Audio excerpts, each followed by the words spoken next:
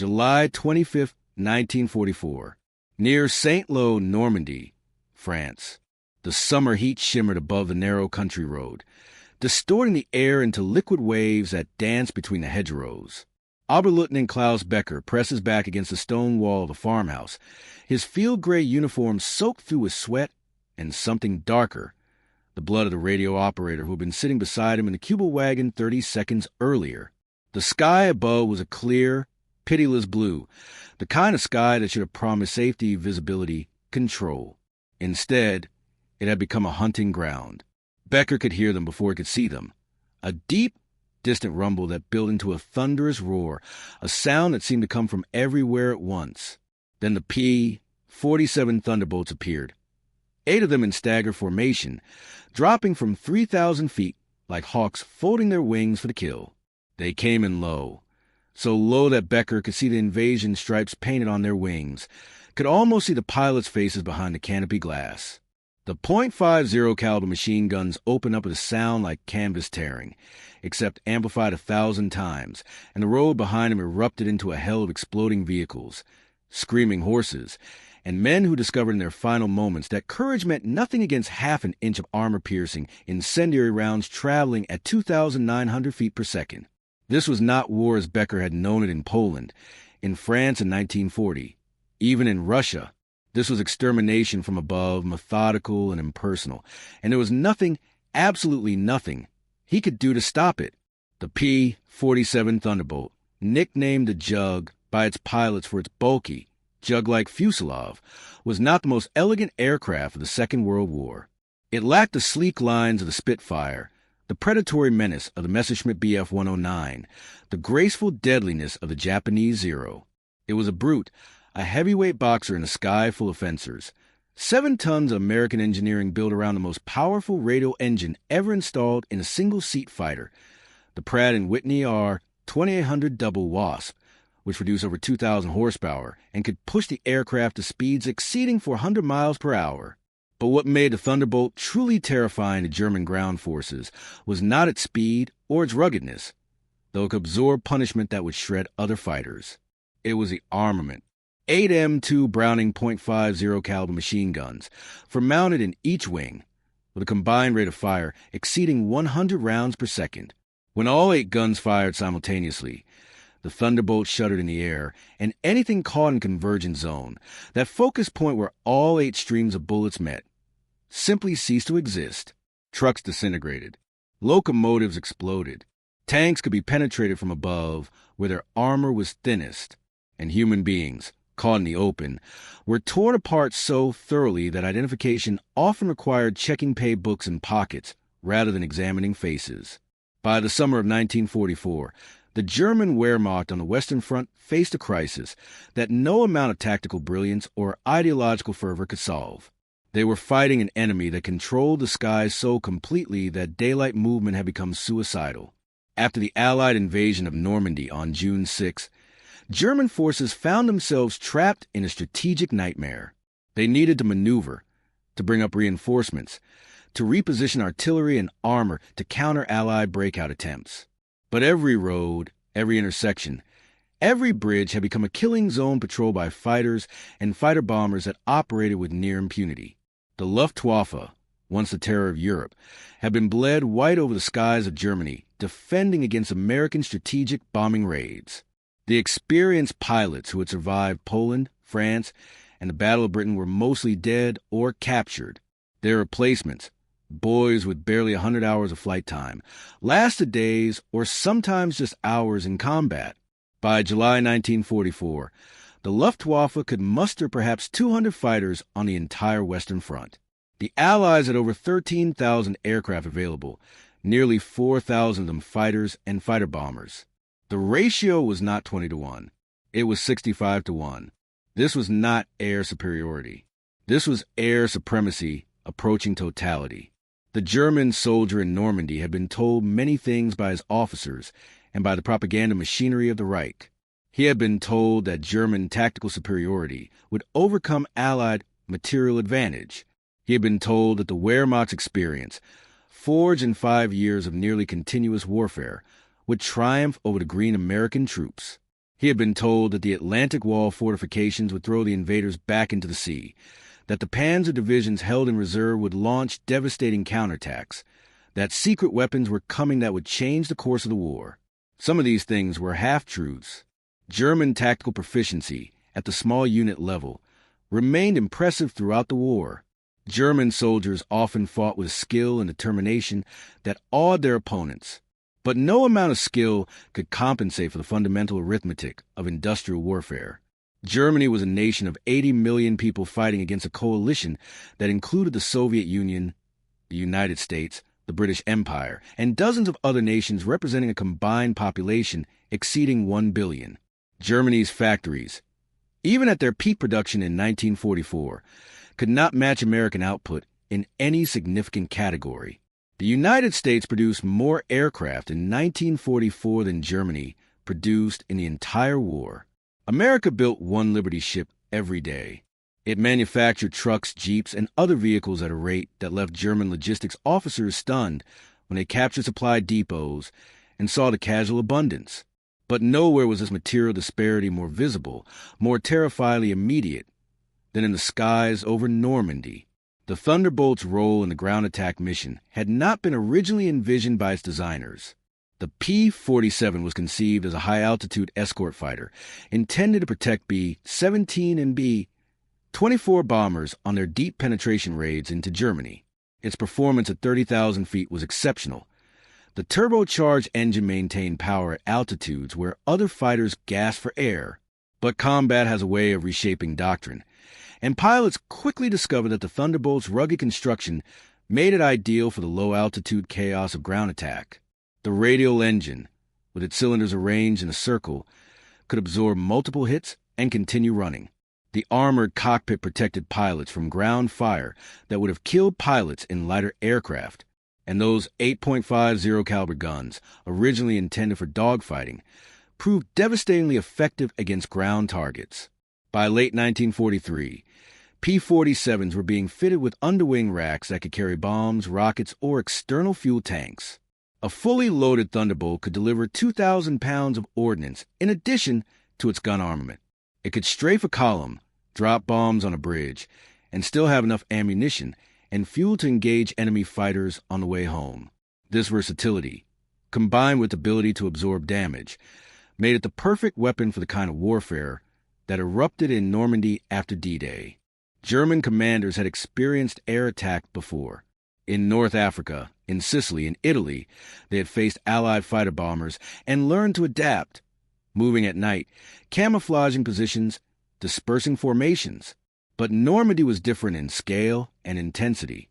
The Allies had established a massive logistics infrastructure in England, with dozens of airfields positioned to provide constant coverage over the battle zone.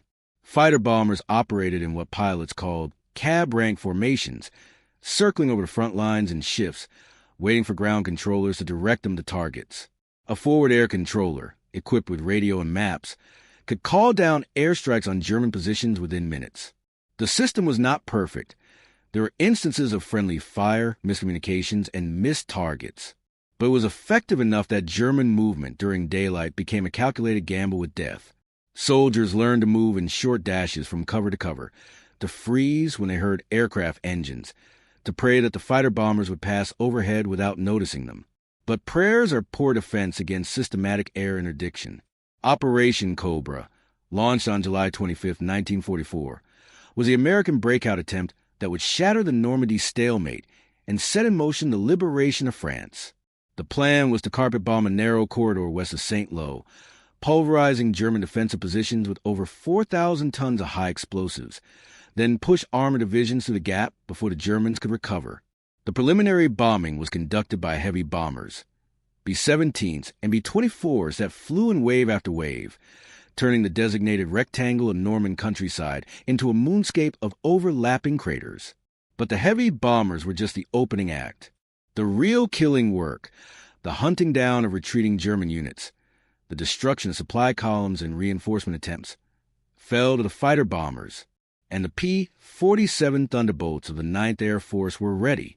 Oberleutnant Becker's unit, the 352nd Infantry Division, had been positioned in reserve behind the Normandy front. They were veterans of the Eastern Front, survivors of the brutal fighting around Kharkov and the retreat across Ukraine. They knew what mechanized warfare looked like. They understood artillery, combined arms, the coordination of armor and infantry, but they had never experienced anything like the focused violence that American air power brought to bear in late July 1944. After the carpet bombing shattered the front line, Becker's division was ordered forward to plug the gap, to establish a new defensive line, to prevent the American armor from breaking into the open country beyond St. Lo. The order was tactically sound but logistically impossible. To reach the threatened sector, the division had to move during daylight along roads already marked on Allied air reconnaissance maps. They moved anyway, because orders were orders, because discipline held, because they still believed that German skill and determination could somehow compensate for Allied air superiority. They were wrong. The attack began in the early afternoon. Becker's battalion had been strung out along a narrow road flanked by the thick hedgerows that characterized Norman bocage country. Vehicles traveled nose to tail, violating every doctrine about spacing and dispersion, because the hedgerows and narrow roads made proper dispersion impossible. They had some anti-aircraft guns, 20 millimeters and 37 millimeters weapons mounted on half-tracks, but these were hopelessly inadequate against aircraft attacking at 300 miles per hour from multiple directions. The first pass by the Thunderbolts came without warning. The fighters had been circling at altitude, invisible against the sun, then rolled into their attack dive simultaneously. The sound of their engines built from a whisper to a scream, and then the guns opened fire. Becker remembered the sound most vividly. Not the explosions, though those were deafening, but the peculiar ripping noise of the .50 caliber rounds tearing through metal, wood, and flesh. It sounded like industrial machinery, impersonal and efficient. The lead truck in the column exploded as incendiary rounds ignited its fuel tank. The vehicle behind it swerved into the ditch, overturned, pinned soldiers beneath it. Men jumped from trucks and ran for the hedgerows, but the Thunderbolts anticipated this, walking their fire along the roadside, cutting down anyone who moved. What would you imagine it felt like to be trapped under such an assault, where every instinct to run or fight was useless? Share your thoughts in the comments, because understanding this terror helps us comprehend why the Normandy campaign broke so many German units psychologically, not just militarily. The attack lasted perhaps 5 minutes, though Becker would later testify that it felt like hours. The Thunderbolts made multiple passes, reforming at altitude and diving again until they had exhausted their ammunition. Then they departed as suddenly as they had arrived, the roar of their engines fading into the distance, leaving behind a road transformed into a junkyard of burning vehicles and broken bodies. Becker's battalion had lost over 40% of its vehicles and perhaps 30% of its personnel in those 5 minutes. But the physical losses, devastating as they were, paled beside the psychological impact. These were veteran soldiers, men who had survived Stalingrad and Kursk, who had been told that the Eastern Front was the hardest crucible of the war. Yet many of them broke after that single air attack. They refused to move during daylight. They deserted their positions at the sound of aircraft engines. They understood, in a way that no briefing could convey, that they were fighting an enemy whose industrial capacity could deliver death from the sky at will, without risking soldiers in ground combat, without offering any chance for the individual courage or tactical skill that German military culture prized so highly. The P-47 pilots who conducted these attacks were, for the most part, young men in their early 20s, products of American flight training programs that churned out pilots with an efficiency that would have seemed impossible to pre-war observers. The United States had entered the war with fewer than 3,000 military pilots. By 1944, it was training over 100,000 per year. These pilots learned to fly in the clear skies over Texas and Arizona, practice gunnery over the California desert, and arrive in England with more flying hours than many Luftwaffe veterans had accumulated in their entire careers. They flew in formations that maximized mutual support, communicated via radio with the casualness that German pilots, trained in rigid hierarchical structures, found incomprehensible. And they attacked ground targets with methodical ruthlessness that reflected American industrial culture. They were workers on an assembly line, and their product was destruction. They did not hate the individual German soldiers they killed. Most of them never saw their victims clearly, just targets marked on maps, vehicles identified by type, puffs of smoke indicating hits. The killing was abstract, mechanical, disconnected from the moral weight of taking human life. But it was not entirely impersonal. Some pilots kept journals, wrote letters home, reflected on what they were doing. Captain Robert Johnson, AP-47 ace with the 56th Fighter Group, later wrote about a ground attack mission near Falaise. We came in low over a road packed with German vehicles trying to escape the pocket. I could see soldiers jumping from trucks, running for the ditches. I fired my guns and watched the bullets walk up the road, kicking up dust, then hitting the trucks. They exploded. I flew through the smoke, and when I looked back, the whole road was burning. I felt sick, not because they were Germans, but because it was so easy, like shooting fish in a barrel. There was no fight in it, no test of skill, just killing. This reflection captures something essential about air-to-ground combat in 1944. It was effective precisely because it was one-sided. The German soldiers on the ground had no meaningful way to fight back. They could only die or hide or run, and often those options were not enough. The symbolic object that haunts the story is not the P-47 itself, but the .50 caliber bullet, specifically the M2 armor-piercing incendiary round. This cartridge, developed in the 1930s, was 5.5 inches long and weighed just under 2 ounces.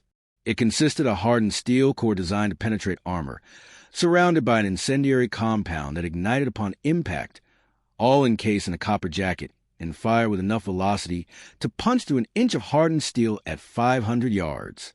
In the context of ground attack, the .50 caliber round was perfect. It was heavy enough to penetrate the thin armor of trucks, half-tracks, and even light tanks. The incendiary component ensured that fuel tanks and ammunition stores exploded when hit.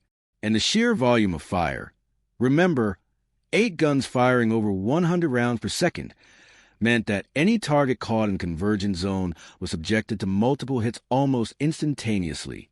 German soldiers described the effect as being caught in an invisible threshing machine. Metal and flesh alike were pulverized. The .50 caliber bullet became the physical manifestation of American industrial supremacy, a small, mass-produced object replicated millions of times and delivered with assembly line efficiency to every corner of the European theater. The aftermath of Operation Cobra demonstrated what systematic air interdiction could achieve when combined with mobile ground forces. After the carpet bombing and the initial breakthrough, American armor divisions poured through the gap in the German lines and began a pursuit that would not stop until they reached the German border. German units attempting to retreat found every road blocked or under constant air attack. The so-called Falaise pocket, where remnants of 2 German armies were encircled in mid-August, became a killing ground where Thunderbolts, Typhoons, and other Allied fighters flew hundreds of sorties per day, destroying everything that moved. Eisenhower, visiting the Falaise area after battle, described it as the greatest carnage he had ever witnessed. Thousands of destroyed vehicles lined the roads. Dead horses. The German army still relied heavily on horse-drawn transport. Lay in tangles, creating a stench so overpowering that troops wore gas masks not for protection against chemical weapons, but simply to breathe. Among the wreckage were the bodies of German soldiers who had survived years of combat, only to be killed by an enemy they never saw, never had the chance to fight. The German High Command understood what was happening, but lacked the resources to counter it. They had their own ground attack aircraft, primarily the Focke-Wulf FW-190 fighter bomber and the Junkers Ju-87 Stuka bomber, both of which had been effective earlier in the war.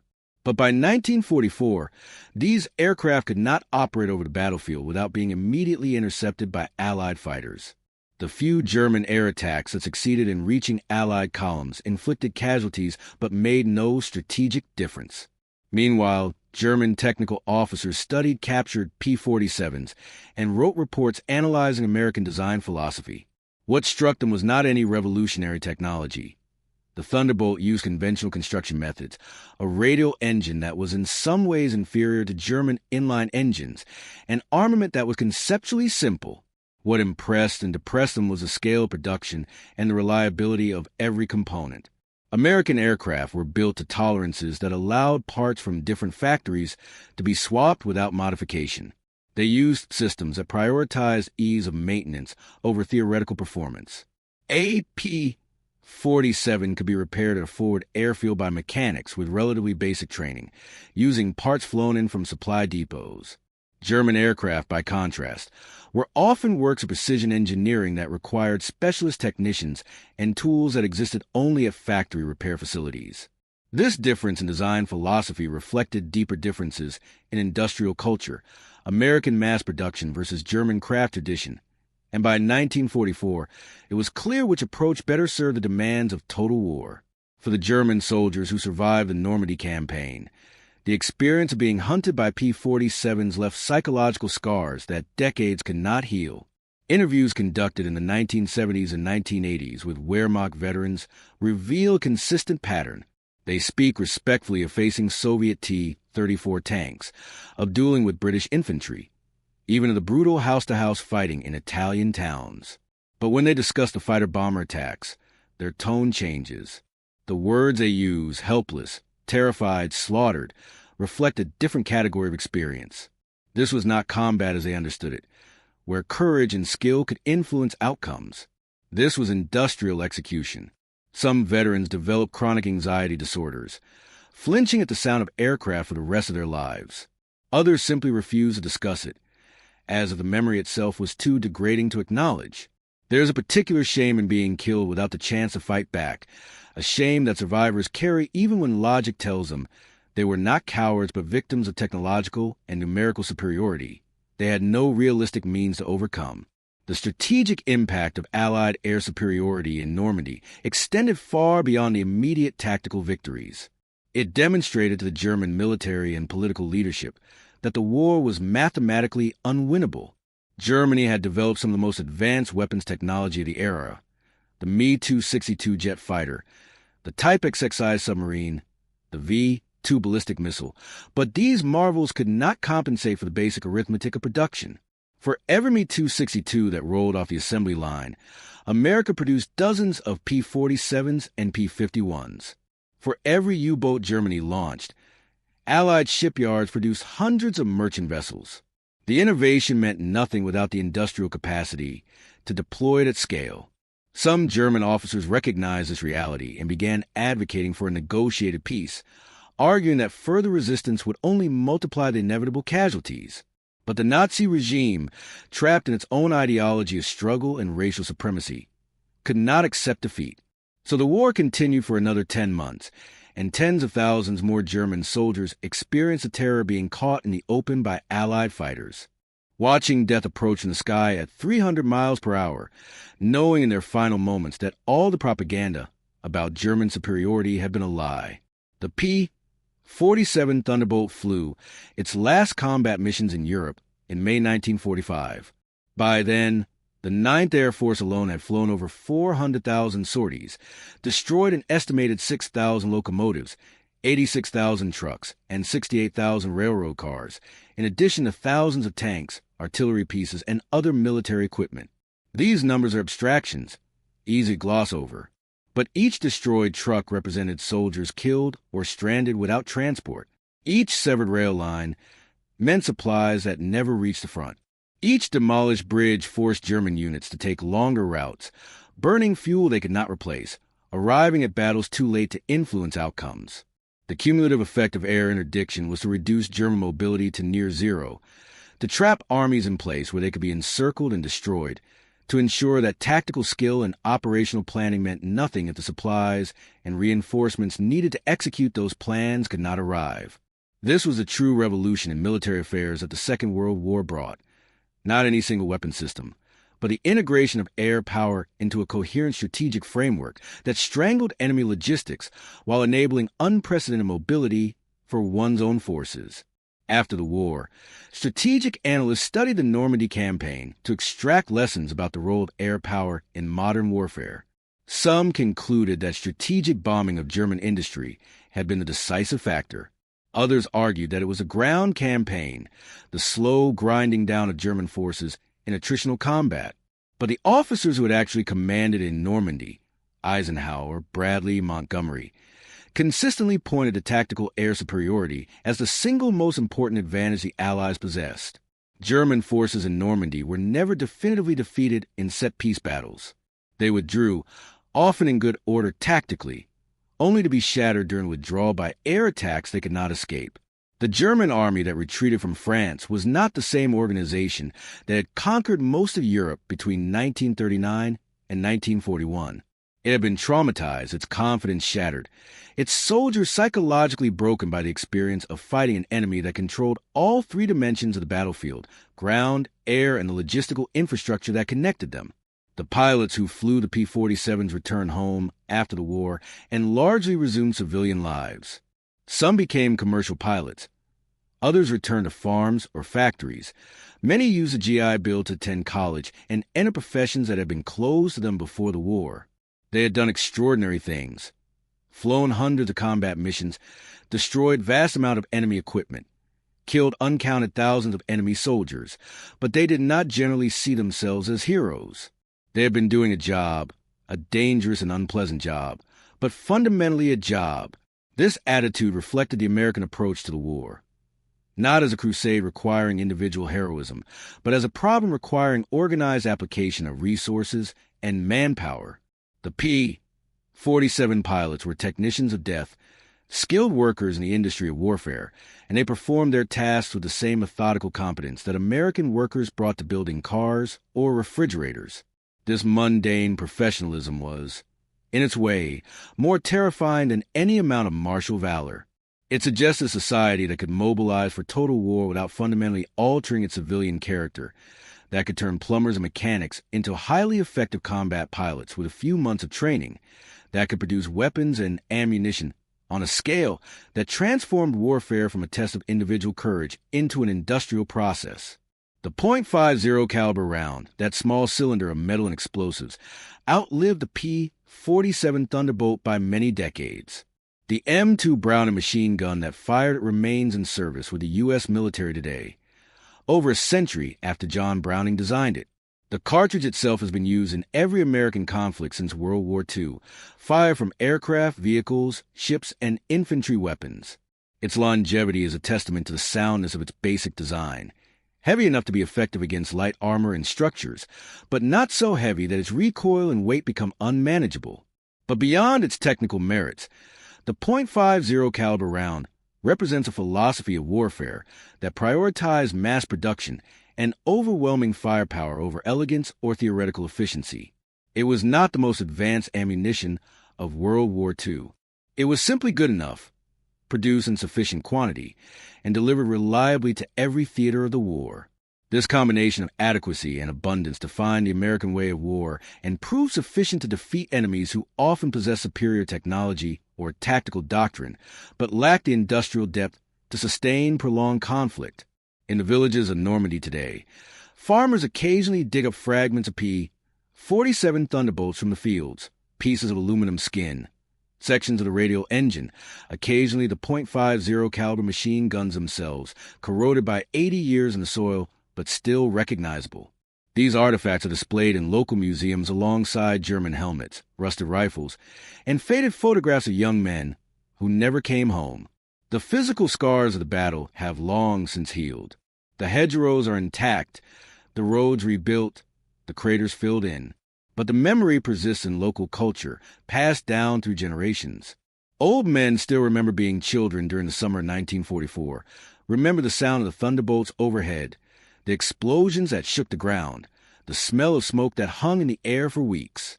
They remember the German soldiers too, dirty, exhausted, terrified young men who looked nothing like the propaganda images of the master race.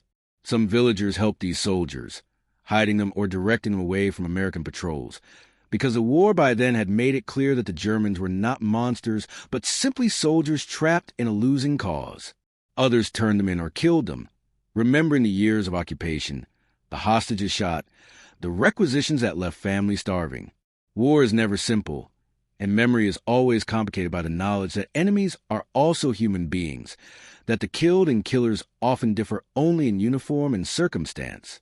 The story of the P-47 Thunderbolt cutting off German retreat columns is not ultimately about aircraft or tactics. It is about the nature of power in the industrial age, about what happens when one side in a conflict can bring overwhelming material superiority to bear in every dimension of warfare. The German soldiers who died on those Norman roads were not cowards or incompetents. Many of them were veterans of years of combat, men who had demonstrated courage and skill in the most demanding circumstances. But courage without support is not enough. Skill without resources accomplishes nothing.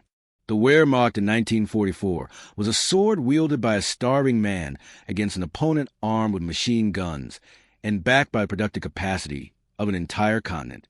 The outcome was never in doubt. The only question was how long the dying would take and how many would die before the inevitable end. In the final analysis, the P-47 Thunderbolts and the .50 caliber rounds it fired were instruments of a larger truth, that wars in the modern era are won not by the bravest soldiers or the most brilliant generals, but by the side that can outproduce, outlogistic, and outlast its enemies. This is not a romantic truth. It does not lend itself to tales of individual heroism or last stand against impossible odds, but it is the truth nonetheless. The German soldiers on those Norman roads learned it in the last moment of their lives, when they looked up and saw the thunderbolts diving and knew that no amount of training or ideology or national mythology could save them from what was about to happen. They learned that freedom, democracy, and abundance are not just moral values but strategic advantages, that a society which invests in its people's welfare and its industrial capacity will, in the long run, defeat a society built on hierarchy, sacrifice, and the cult of strength. The P-47 carried this lesson in its guns, delivered it in thousands of strafing runs across Europe, and rode it in fire and blood across the hedgerows of Normandy.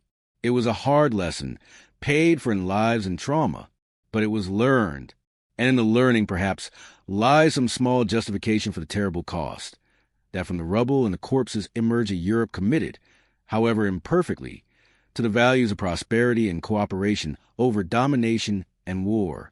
The Thunderbolt's roar has faded into history. The men who flew it and the men who died beneath it are nearly all gone. But the truth they demonstrated together, attacker and victim, remains relevant as long as nations seek power through violence rather than through the harder work of building societies worth living in.